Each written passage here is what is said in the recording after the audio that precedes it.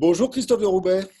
Bonjour. Vous êtes le journaliste qui couvre la campagne électorale américaine pour l'humanité et la nuit dernière, à 3 heures du matin exactement, heure française, vous avez suivi le premier débat entre Donald Trump et Joe Biden. Alors, quels sont les moments forts de ce débat? Je retiens un moment en particulier. Alors, il y a eu beaucoup de moments. Alors, je ne sais pas si ce sont des moments forts, mais enfin des moments dont on parlera sur les chaînes de télé, mais sûrement pas dans les annales de sciences politiques. C'est un débat qui était extrêmement décousu, extrêmement agressif, hein. Notamment, Donald Trump a évidemment souhaité rendre ce débat quasiment inaudible, hein, en invectivant, en coupant la parole à Joe Biden. Mais ça, c'est un peu l'écume. Ce que je retiens de fondamental, c'est le moment où Donald Trump a non seulement refusé de condamner un groupe suprémaciste qui s'appelle les Proud Boys, mais leur a dit reculez et attendez. C'est-à-dire se mettant dans la position du chef de ce groupe suprémaciste qui est connu pour revendiquer d'abord la suprématie blanche comme objectif politique et la violence comme mode d'action politique. Voilà. Donc là, d'une certaine façon, en direct, face à des dizaines de millions de citoyens américains et face au monde surtout, Donald Trump a assumé sa mue d'un président des États-Unis à un candidat de la suprématie blanche. Je pense que le point fondamental, c'est ça. Alors, ce n'est pas tout à fait nouveau, hein, on le voyait depuis déjà plusieurs années, même déjà sa campagne de 2016 était marquée de ce saut qu'aux États-Unis on appelle le nativisme. Mais là, c'est apparu encore plus clairement cette nuit. Ce débat et les prochains débats à venir peuvent-ils changer la donne pour cette élection présidentielle? Franchement, je ne le crois pas.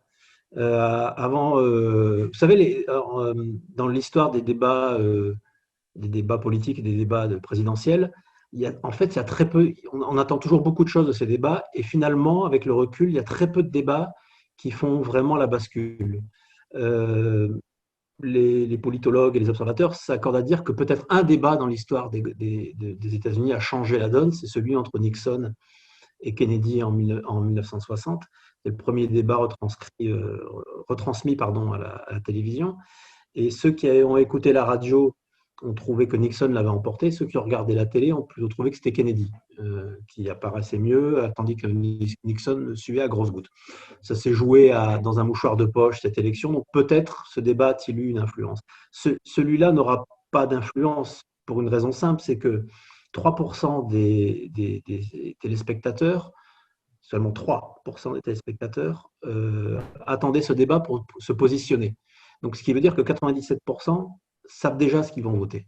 Et donc, les choses sont figées dans un pays qui est extrêmement polarisé, avec une Amérique très à droite, pour parler de Donald Trump, et une Amérique qui est plus progressiste, plus à gauche, que représente plus moyennement Joe Biden. Mais enfin, bon. Donc, les choses sont figées et de certaine façon, les deux ont joué une partition, encore une fois, peut-être de manière plus décousue chez Donald Trump. C'est peut-être ça qui est un peu surprenant. Joe Biden a joué sa partition de l'anti-Trumpisme. C'est son choix, c'est sa stratégie. Il a refusé de donner des gages à la gauche pro-Sanders, notamment sur la question de la santé et de l'environnement. Donc lui, sa carte, c'est l'anti-Trumpisme. Pour l'instant, dans les sondages et les enquêtes d'opinion, ça fonctionne assez bien.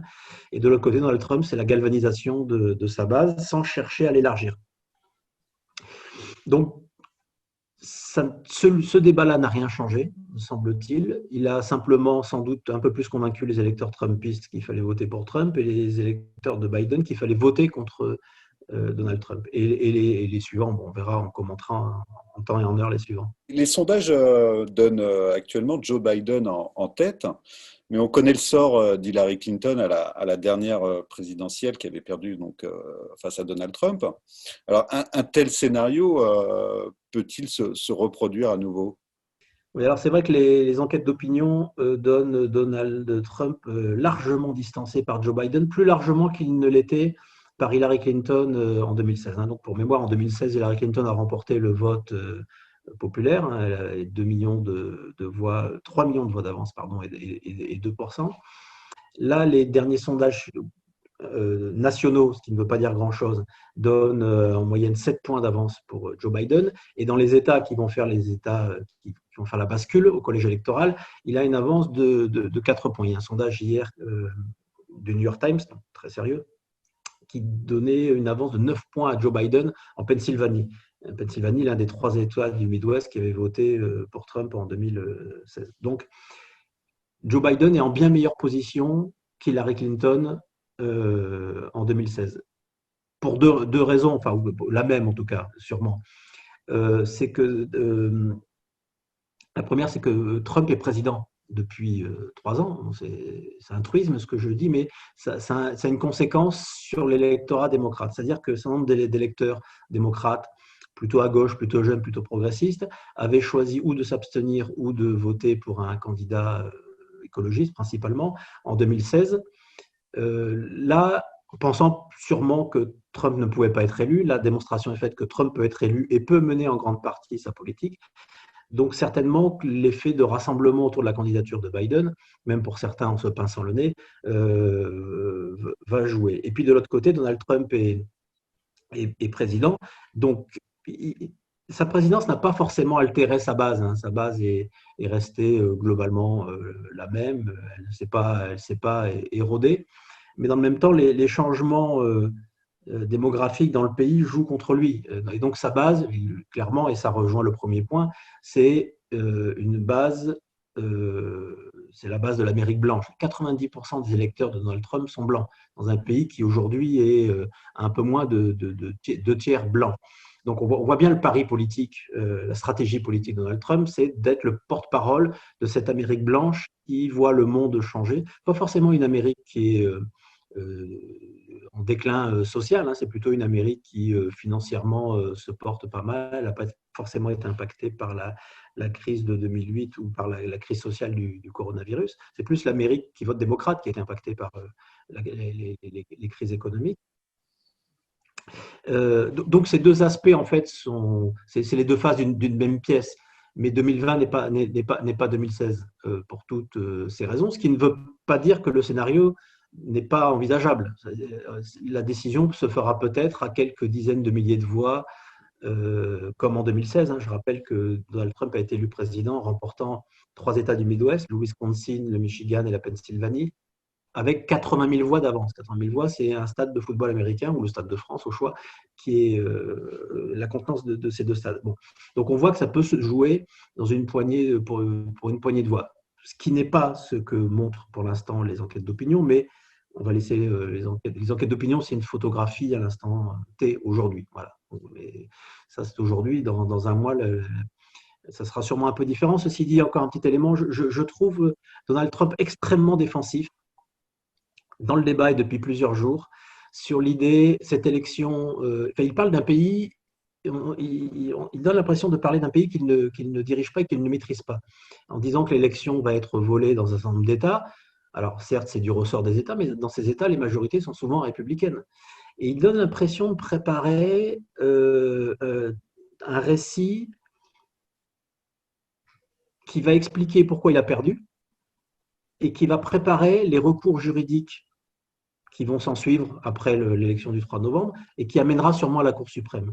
Et la Cour suprême, l'un des sénateurs républicains l'a reconnu, nous reconnaîtrons la décision de la Cour suprême. Mais c'est la décision des électeurs qu'il faut reconnaître. Donc si on parle déjà de Cour suprême, ça veut dire que les républicains envisagent d'aller jusqu'à la Cour suprême et de contester jusqu'à la Cour suprême les résultats de l'élection, comme ils l'ont fait en 2000.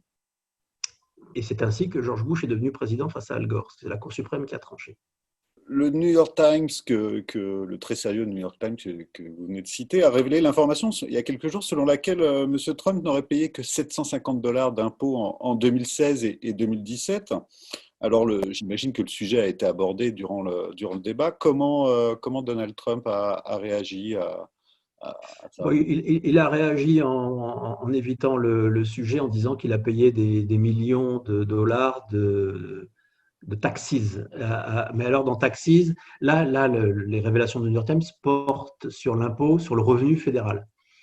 Et Donald Trump essaye de parer l'argument, parce que c'est vrai, évidemment, qu'il n'a payé que ça, et essaye de parer l'argument en disant qu'il a payé des millions d'impôts, taxes. En fait, il a payé des millions à titre de chef d'entreprise, il a payé des millions de cotisations sociales. Il a payé ses cotisations sociales pour ses salariés de ses golfs, de ses hôtels et compagnie. Et il dit, bah oui, j'ai payé des dizaines de millions. Donc c'est un argument, c'est une argutie, ce n'est pas un argument qui contredit les révélations du New York Times. Ça, c'est pour Donald Trump. Et pour Joe Biden, il a dit qu'il, élu président, il mettrait fin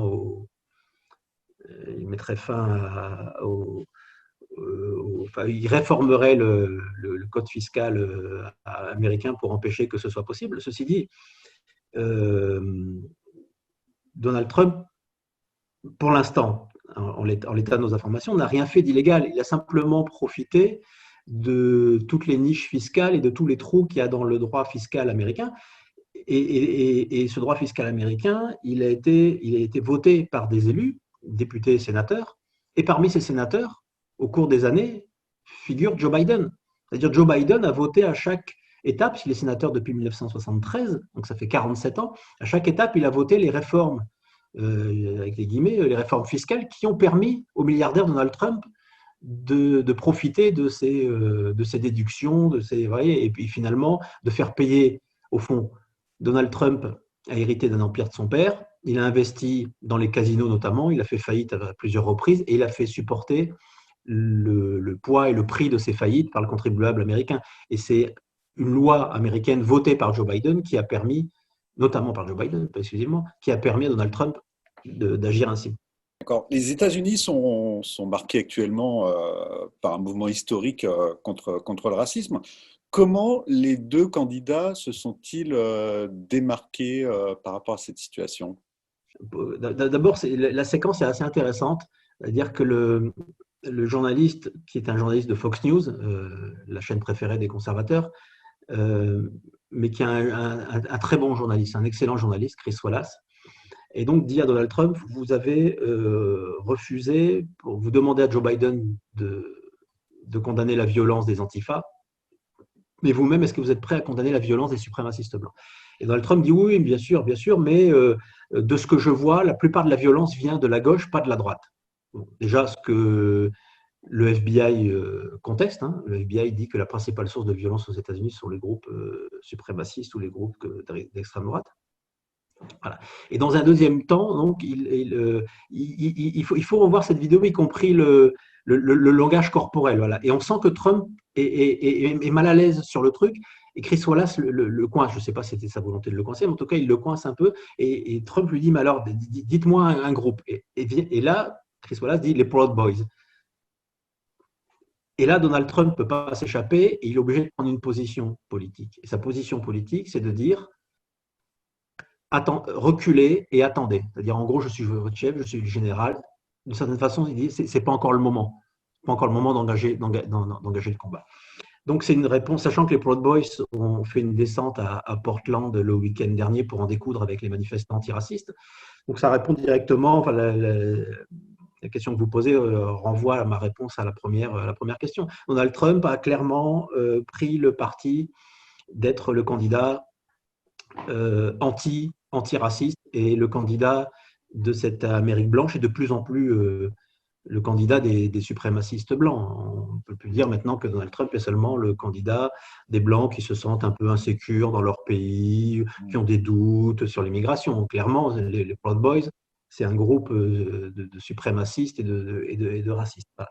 Et face à ça, Joe Biden et autant Donald Trump, sur tous les sujets, assume clairement son positionnement à droite, voire à la droite extrême, voire à l'extrême droite. Et Joe Biden, c'est en ça que le débat n'a rien de surprenant, finalement, il a fait confirmer les deux stratégies, tente une stratégie qui fonctionne pour l'instant, a priori, d'anti-Trumpisme et donc de rassemblement le plus large possible. Donc on va rassembler des républicains modérés aux pro-Sanders. Alors, je dis ça fonctionne, c'est les enquêtes d'opinion qui nous le disent. Et je crois que l'attitude de Donald Trump nous le dit aussi, qu'une certaine façon, la stratégie de Biden fonctionne. On sent Donald Trump un peu comment dire, en manque de levier politique, à part couper la parole et quasiment invectiver ou insulter Joe Biden. Joe Biden compte sur le vote utile et donc pour recueillir le plus de voix possible, et pas forcément sur des motivations de nature politique. C'est-à-dire que un nombre de figures à gauche lui reprochent, et notamment il y a une avocate, une chroniqueuse au Guardian qui a donné une interview ce matin dans l'Humanité, qui s'appelle Malaika Jabali, vous pourrez retrouver ça en version papier ou sur le site, qui explique que Joe Biden devrait mobiliser l'électorat démocrate sur une base programmatique, de propositions politiques, pas seulement de Donald Trump est un mauvais président, je vais effectuer un retour à la normale, votez pour moi. Pour l'instant, ça fonctionne, a priori, mais c'est quand même un peu périlleux. C'est clair que la clé de cette élection, c'est la mobilisation de l'électorat démocrate. On sait que l'électorat républicain sera mobilisé, que Donald Trump fera 45, 46, 47% des voix. C'est ce que font les candidats républicains depuis une quinzaine d'années. Et donc, la question, c'est le niveau de mobilisation des démocrates. Est-ce que l'anti-Trumpisme est un moteur suffisant ? Il est puissant, c'est évident. Certainement, mais il faudrait peut-être d'autres moteurs secondaires, comme les propositions politiques pour mobiliser, assurer une victoire définitive de Biden et une défaite de Donald Trump. Merci Christophe de Roubaix, et on suivra évidemment votre décryptage dans les pages de l'Humanité.